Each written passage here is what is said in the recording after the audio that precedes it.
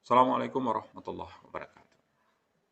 Pada kesempatan pertemuan sebelumnya, kita sudah mempelajari 4 subtopik tentang diferensial parsial. Sekarang kita masuk pada bagian yang kelima, yaitu membuat perhitungan perkiraan menggunakan diferensial parsial.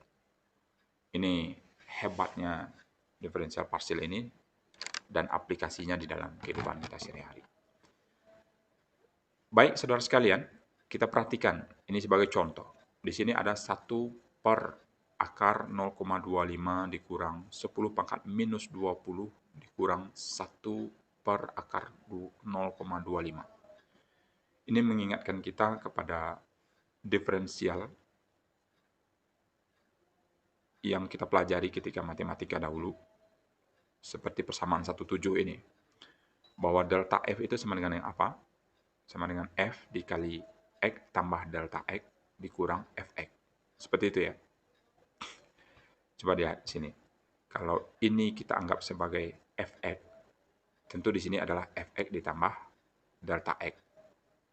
Persis ya. Kalau ini 1 per akar 0,25, di sini juga 1 per akar 0,25-nya ada. Maka kalau demikian, kita bisa mengatakan bahwa X-nya berapa? 0,0,25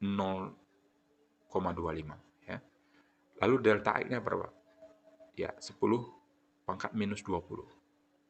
Fx-nya adalah 1 per akar X. Jadi fungsinya adalah 1 per akar X, bukan X. Kalau X tentu dia tidak ada akar. Sehingga dengan cara ini, maka kita dapat melanjutkan proses penyelesaian ini, sehingga kita tahu nanti berapa nilai perkiraan daripada ini. Ini kalau pakai kalkulator, mungkin agak senang. Tetapi kalau dengan bantuan diferensial parsial, tentu ini akan bisa kita kerjakan tanpa kalkulator. Oke, kita perhatikan di sini. Ini yang kita ketahui dari soal. Sekarang kita lihat. Delta F sama dengan F dikali dengan apa tadi? Ini. F ditambah delta X. Ya. F ditambah delta X. Jadi F-nya apa? X-nya apa? 0,25. Delta X-nya berapa? Negatif ya tadi ya. Negatif 10 pangkat minus 20 dikurang. Delta F hanyalah perkiraan. Sedangkan F aksen X-nya berapa? F aksen. Di sini Fx-nya 1 per akar X. Lalu F aksen X-nya berapa? Karena di sini ada pangkat setengah sebenarnya. Kalau dinaikkan ke atas menjadi X pangkat min setengah. Maka turunan pertamanya berapa? Min setengah. X kalau pangkat min setengah dikurang dengan 1, jadi min 3 per 2. Jadi datangnya persamaan ini adalah dari turunan persamaan ini ya. Lalu F aksen X dari 0,25 bagaimana? Kita ganti nilai X-nya itu dengan 0,25. Dapat min setengah 0,25 pangkat 3 per 2. Oke. F aksen X-nya menjadi begini. Ya. Setelah kita masukkan nilai 0,25-nya, mendapat min setengah, didapatkanlah semuanya adalah min 4 kali 10 pangkat min 20. Sehingga perkiraan nilai daripada ini berapa? Dari 1 per akar 0,25 kurang 10 pangkat minus 20 dikurang 1 per akar 0,25 sama dengan min 4 kali 10 pangkat minus 20. Bisa dipahami kira-kira? Iya.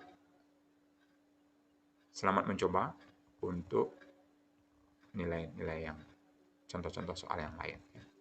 Di sini juga ada dicontohkan bagian dari percepatan gravitasi ya. Kemudian juga nilai dari 1 per n kuadrat, 1 per n tambah 1 kuadrat dikurang 1 per n kuadrat. N-nya berapa? 10 pangkat 15. Lalu kita cari sesuai dengan cara yang tadi, maka kita cari F aksen. Jadi ini semua ini sama dengan F aksen. Maka dimasukkan nilainya akan didapat minus 2 kali 10 pangkat min 45. Kalau di sini maka ini sama dengan T aksen ya. dt per T ya. Sama dengan soal yang di atas. Kalau di sini delta F sama dengan F dikali X ditambah dengan delta X dikurang F kali X ya, F fungsi X itu sama dengan delta F. Lalu delta F itu sama dengan F aksen X. F aksen X didapat ini. Maka otomatis nilai perkiraan dari yang sepanjang ini sama dengan minus 4 kali 10 pangkat minus 20. Demikian untuk bagian subtopik 5, kegunaan daripada diferensial parsil untuk menghitung nilai perkiraan dari sebuah fungsi. Selamat mencobakan, saudara sekalian. Mudah-mudahan Anda bisa mengerti dan memahami subtopik ini dengan sebaik-baiknya. Ada soal di sini membuktikan, ini menentukan jawaban, buktikan jawaban yang ini, termasuk juga adalah perubahan fungsi, sehingga Anda bisa membuktikan dengan sebaik-baiknya. Kita masuk pada bagian yang keenam, yaitu aturan rantai. Ya.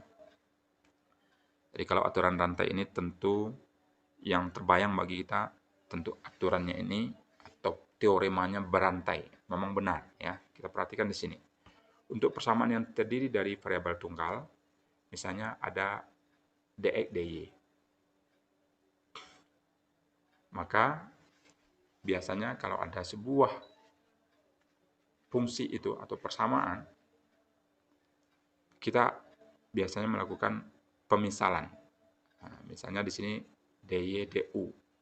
Kemudian u itu memiliki variabel v. V itu mempunyai variabel x, sehingga kita dapat nanti dy dx. Nah, bisa kita perhatikan. Kalau untuk gampang kita memahami, ini ada dy du, pasti ada u di atas, du dv, kemudian ada v di atas, dv dx. Sehingga apa yang terjadi? dy dx dapat kita tentukan. Nah, begitu ya. Untuk persamaan yang terdiri dari beberapa variabel misalnya. Nah, ini sama dengan diferensial total tadi ya. dz, dz dx, dx, dz dx, dy. Ya. Bedanya ini dz dx, dx, ini dz dx, dy. Kalau tadi apa? dz, dz, dz dx, dx, dz dy, dy. Nah, kalau di sini, karena di aturan rantai, yang terdiri dari beberapa variabel, kita buat dz-nya sama dengan fx, dx, kemudian fx-nya terhadap y. Aturan rantai lainnya juga bisa kita laksanakan seperti ini. Ya. Jika diberikan sebuah fungsi u itu adalah mempunyai variabel x, y, z, kemudian x itu terdiri dari st, artinya x itu juga sebuah fungsi. Kemudian y itu juga fungsi. Ini yang tambah ribet. Ya. U itu adalah fungsi dari x, y, z. Ternyata u juga fungsi dari s dan t. Y juga s dan t. Lalu bagaimana menentukannya ini? Menentukan hasil diferensial secara aturan rantainya, maka bisa dibuat di sini do u do s, do u do t, karena di sini ada u, hubungan terakhirnya adalah s dan t kan, variabelnya. Karena u ini terdiri dari variabel x, y, z, di mana x juga adalah fungsi st, y juga st, ya z-nya tentu st juga ya. Maka akan didapatkan do u do s dan do u do t, karena memang ada dua variabel saja, do u do s, do u do t. Kemudian ini sama dengan do u do x, karena ada fungsi x-nya, y, z. Kemudian di dalamnya ini kita buat, karena dia ada 3, ya, kalau di sini ada 3, tentu ada 1 tambah lagi, z, ya, z, fungsi s, t, ya. Maka secara perkalian matrik, ini tentu dari baris ya ke mana? Dari baris ke sini ya. Do u do x kali do x do s ya. Supaya apa? Dapatnya do u do s ya. Coba kalikan. Do u do x kali dengan do x do s apa di sini? Karena ada do x di sini ada do x, maka dapatnya do u do s. Maka ini hasilnya. Kemudian perkalian ke sini apa namanya? Do U, do X, T. Jadi do X-nya bisa hilang, do T, maka do U, do T. Ini dapatnya. Begitu juga seterusnya, ini tentu dikalikan bagian yang kedua, ini dikalikan dengan bagian yang ketiga. Oke, untuk lebih memahaminya tentu dengan contoh soal. Ya, diketahui sebuah fungsi Y sama dengan ln sin 2X. Ditanya apa? dy dx. dy dx. Kita lihat di sini. Y kita umpamakan sebagai ln U. Ln U. Ini biasalah di dalam matematika, dulu kita sudah belajar juga seperti ini. Kemudian U itu apa? Sin V. Ya, sin V. Lalu V itu apa? 2X. Ya kan? Supaya kita gampang menentukan diferensial daripada ln sin 2X ini. Maka dy dx-nya bagaimana? dy per du dicari dulu. dy per du-nya apa? Kemudian du per dv. du per dv-nya apa? Kemudian dv per dx. Maka akan dapat nanti apa? dy per du, du per dv, dv per dx dapat adalah dy per dx. Oke. Kita cari dy per dx apa? Turunan daripada ln u. Ya. Seper sin 2x. Kenapa seper sin 2x? Ya. Ln u ini turunannya apa? Seper u kan? U lalu apa? Sin V. V apa? 2x. Makanya seper sin 2x. Kemudian du dv apa? Sin V. Turunan dari sin V apa? ddx dari sin 2x kan? Iya. Lalu dv dx-nya berapa? dv dx-nya adalah 2. Ya. Tapi di sini kita tidak buatkan dv dx karena memang ddx dari sin 2x ini akan didapat juga hasilnya nanti. Prosesnya itu akan memakai turunan daripada 2x juga. Coba perhatikan. Seper sin 2x, lalu turunan dari sin 2x apa? Cos 2x ya, ini cos 2x. Lalu ddx dari 2x berapa? 2. Maka ddx dari 2x ini sama dengan dv dx. Ya, dv dx. Karena ini memang menjadi sebuah aturan yang sudah lazim, yang kita sudah pelajari pada matematika dahulu. Maka dapatnya apa? Seper 2x cos 2x. Ini apa? Cos per sin sama dengan kotangen. Ya. Kotangen. Ya. Lalu, ddx dari 2x apa? 2. Makanya 2-nya diletak ke depan, 2 kotangen, 2x. Bisa dipahami? Oke. Tentu kita tidak berlama-lama di sini. Anda akan lebih paham ketika Anda mencoba sendiri. Karena kalau semakin lama mendengarkan materi ini, membuat kita menjadi sukar untuk memahaminya. Lalu yang ingin saya berikan contoh selanjutnya itu adalah bagian yang nomor 4 ini ya. 4 ini. Ini mungkin yang perlu kita cermati secara baik ya. Ini mirip dengan contoh pada bagian notasi ya sebelumnya. Notasi daripada diferensial parsial. Lalu di sini kita selesaikan dengan memakai aturan rantai ya. Contohnya di sini x kuadrat tambah y kuadrat tambah z kuadrat sama dengan 6. Kemudian w pangkat 3 tambah z pangkat 3 sama dengan 5xy tambah 12. Lalu hitung diferensial parsial berikut pada titik x, y, z, w 1 min 2 1 1. Ditanya do z do x y tetap. Do z do x y tetap. Kemudian do z do x w tetap. Ini membuat kita menjadi sukar sekali. Kalau tadi Bapak memberikan contoh, katakanlah z fungsi daripada x y kuadrat, misalnya kan ditambah sekian e pangkat x y misalnya. Ini gampang lah Pak, ya kan? Ini lain lagi. Ini z kuadrat, dia tidak z pula, ya kan? Nah, lalu apa yang bisa kita lakukan? Maka tadi kita ada belajar tentang diferensial total. Bagian tahapan daripada diferensial total ini bisa kita gunakan di sini. Lalu untuk pertanyaan yang pertama dulu, do z do x y tetap. Maka do x daripada ini. Lalu bagaimana pula datangnya ini? Ya, datangnya fungsi seperti ini adalah dengan kita memindahkan Z-nya ini ke bagian kanan, lalu 6-nya kita pindahkan ke bagian kiri, kita dapat Z kuadrat. Maka Z saja adalah akar daripada E kuadrat tambah Y kuadrat dikurang 6. Itu datangnya.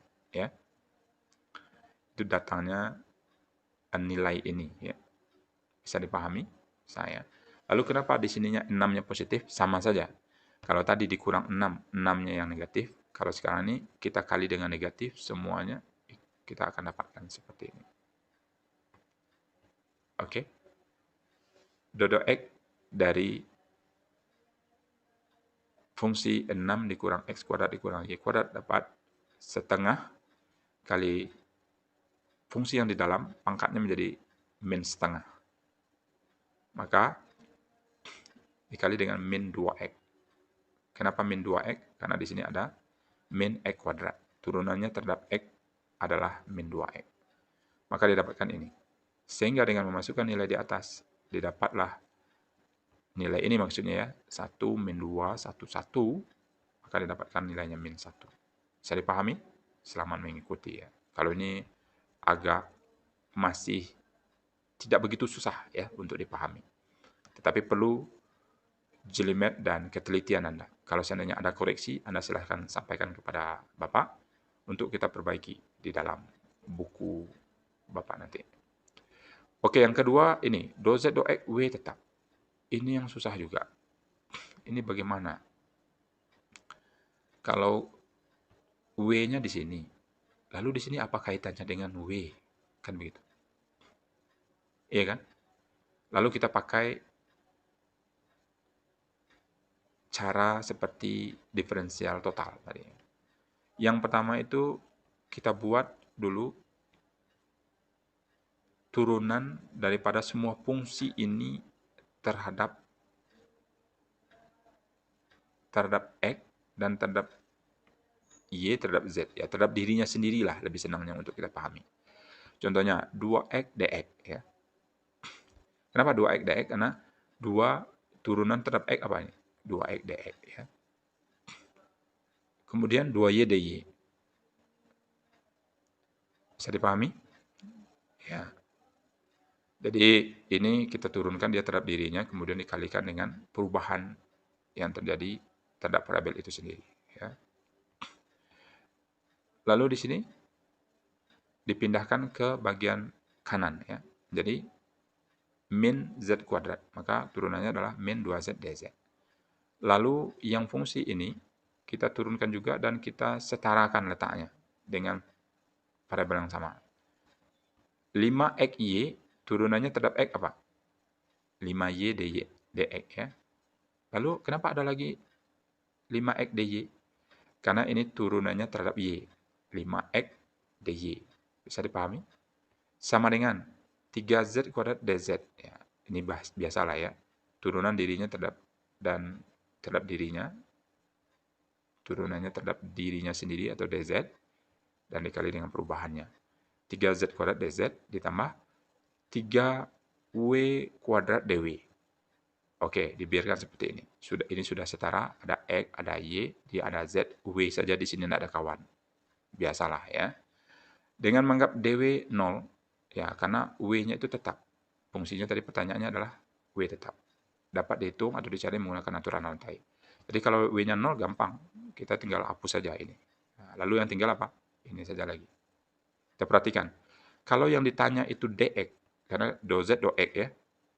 Kalau kita keluarkan di sini DX, maka ini bisa kita buat dalam bentuk matrik. Ya.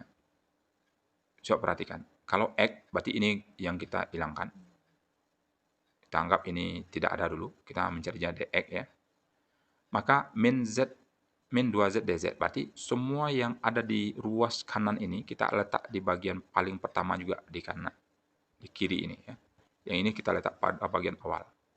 Lalu 2Y dan 5X-nya dari mana? Dari koefisien yang ada pada dx. Bisa diperhatikan? Koefisien yang ada pada dx. Nih, 2Y, 5X. Bisa dipahami?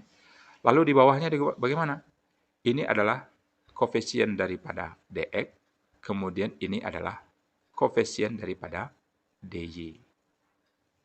Oke, sampai di sini bisa dipahami? Bisa ya? Baik, saudara, kita lanjutkan. Lalu dari mana datangnya min 10xz dz? Ini, pengalian ini. Kita pakai aturan seperti kita mencari determinan matrik ya. Min 2z kali 5x, min 10xz dz ya. Kemudian dikurang 2y dikali dengan 3z kuadrat.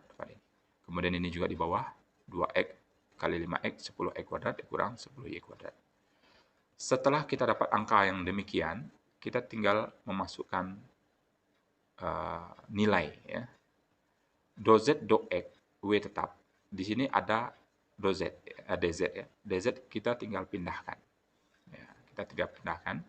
Kalau dz kita pindahkan di sini berarti menjadi dz do x. Tetapi yang kita cari adalah do z do x. Maka do x-nya yang pindahkan ke sini. Maka selain daripada dz dx, kita pindahkan ke bagian luas yang lain. Didapat seperti ini. Coba buktikan ya. Artinya kita balikkan saja ya. 10x kuadrat di atasnya, di bawahnya adalah min 10xz ya dikurang 6z kuadrat. Tidak ada dz-nya lagi karena sudah kita pindahkan. Maka kita masukkan nilai x-nya berapa, y-nya berapa, z-nya berapa, dapat min 15. Dengan cara yang sama, Anda tentu bisa mendapatkan nilai bagian C, D, dan E. Selamat mengikuti. Mudah-mudahan Anda bisa memahami pelajaran ini dengan sebaik-baiknya. Contoh sudah ada, tinggal Anda terjemahkan kemampuan Anda praktekkan kemampuan terbaik Anda ini untuk menyelesaikan tugas bagian 6 ini dengan sempurna tentunya. Amin. Amin ya Allah ya Rabbal Alamin. Kita masuk bagian sedikit yaitu mengenai diferensial implisit. Kita di sini diberikan contoh bahwa sebuah persamaan, ya ini mirip dengan persamaan gas mulia ya.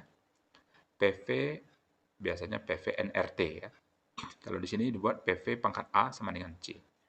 Di mana A dan C adalah konstanta atau konstan. Maka tentukan dV per dP dan d kuadrat V dP kuadrat. Maka untuk menentukan dV per dP diperlukan diferensial fungsi tersebut kepada P, ya, pada P saja. Dan seterusnya cara ini dinamakan dengan diferensial implisit. Oke, dari di sini terhadap P apa yang bisa kita carikan? V pangkat A, dP. Ya, sama juga dengan bagian 6 tadi ya. Turunkan fungsi ini terhadap P saja. Ya. Atau terhadap, kalau tadi, terhadap dirinya sendiri dan perubahan dirinya. Kan gitu ya. Kalau di sini, V pangkat A, dP. P pangkat A datangnya adalah turunan ini terhadap dP. Maka dibuat dP di sini. Lalu AP V A kurang 1 per dV. Ya, karena ada variabel V di sini. V adalah besaran fisika yang yaitu volume. Ya. Maka dari mana datangnya ada A di sini? Ya, ini di sini ada turunan. Ya. A ini kalau dikalikan ke depan menjadi AP V A dikurang 1. Kan seperti itu ya, untuk mencari turunan. Masih ingat ya. Kemudian dV. Kenapa datangnya dV? Perubahan dari volume itu sendiri. Sama dengan 0. Kenapa 0? Turunan daripada C ini adalah 0, karena dia konstanta. Sehingga kalau fungsi tersebut sama-sama dibagi dengan dP, fungsi ini dibagi dengan dP, apa jadinya? VA dP per dP, VA. Kemudian AP VA kurang 1, dV per dP, sama dengan 0. Yang ditanya tadi adalah dV per dP, maka kita akan dapat nilai ini. Bisa dipahami kira-kira? Tinggal Anda pindahkan min V pangkat A, kemudian dibagi dengan APV pangkat A kurang 1. Ini ya, APV A kurang 1. Sederhanakan, di sini ada V pangkat A, di sini A. Kemudian coret yang A-nya, tinggal di sini apa? V pangkat min 1. Min 1 naik ke atas menjadi V per AP. Bisa dipahami? Bisa ya. Lalu bagaimana kalau ditanya turunan keduanya? D kuadrat V, dP kuadrat. Maka persamaan 1 ini Anda turunkan sekali lagi. Ini, pesanan bintang 1 ini. V pangkat A, dP. AP, dV. sama dengan 0. Kalau diturunkan sekali lagi bagaimana? Ya. VDP dulu. Dari mana datangnya VDP? VDP tambah APDV. Coba. VDP APDV. Sama dengan 0. Sehingga DV per DP itu artinya adalah turunan daripada fungsi VDP tambah APDV sama dengan 0. Kita dapat V ini turunannya apa? 1 kan? Kemudian turunan kepada dirinya sendiri. Maka ada di sini DV. Maka di sini adalah DV-DP. Bisa dipahami? DV-DP. Kemudian ini kenapa dapatnya VD kuadrat P? Ya, di sini V-nya tadi sudah diturunkan, maka dapatnya DV-DP. Sekarang terhadap DP lagi, V-nya masih tetap ya, makanya V ada di sini. Turunan DP terhadap DP apa? Ya, 2 kali. V 2D kuadrat P. Lalu A di sini. A, P, DV. Berarti turunkan terhadap P dulu. A, DP, DV. Ya. Turunan P itu adalah 1. Dan turunan terhadap diri sendirinya adalah DP. A, DP, DV. Kemudian, kenapa ada AP, D kuadrat V? AP ini diturunkan terhadap DV apa? Ya, D kuadrat V. Karena di sini tidak ada V. Maka AP-nya tetap disalin. AP, D kuadrat V. Sama dengan 0. Lalu semuanya dibagi dengan apa? DP kuadrat. Karena yang ditanya apa tadi? Ditanya adalah D kuadrat V. Ya, per DP kuadrat. Semuanya dibagi dengan DP kuadrat. Maka didapatkan DV per DP. Ya, kenapa? Karena di sini hanya kalau dibagi dengan DP kuadrat, tentu DP-nya hilang 1 ya. Kemudian ini dikali bagi dengan DP kuadrat, maka dapatnya V D kuadrat P per DP kuadrat ditambah A DV DP ditambah AP D kuadrat P DV kuadrat. Ya. Substitusi nilai DV DP. Nilai DV DP ini. Lalu ini bagaimana? Ya, D kuadrat P per DP kuadrat sama dengan 0. Karena P konstan, tidak berubah terhadap P. Ya. Dia tidak berubah terhadap P. Maka didapatkan min V, ini karena di sini adalah DV/DP kan sudah ada jawabannya di sini. Min V per AP ya. Dikurang A, V per AP. Di sini ada A dikali V AP. AP ya. Kemudian setelah disederhanakan apa dapatnya? Min V ini. Kemudian yang dicarikan ini D kuadrat V per DP kuadrat. Tinggal pindah ruas saja. Maka didapatkan hasil ini. Selamat mencoba. Mudah-mudahan Anda juga dapat membuktikan tugas-tugas yang ada pada bagian 7 ini dengan sebaik-baiknya untuk kita selesaikan tuntas bab 1 mengenai diferensial parsil pada Fisika Matematika 2 ini dengan sempurna. Amin. Amin ya Allah ya Rabbal Alamin. Assalamualaikum warahmatullahi wabarakatuh.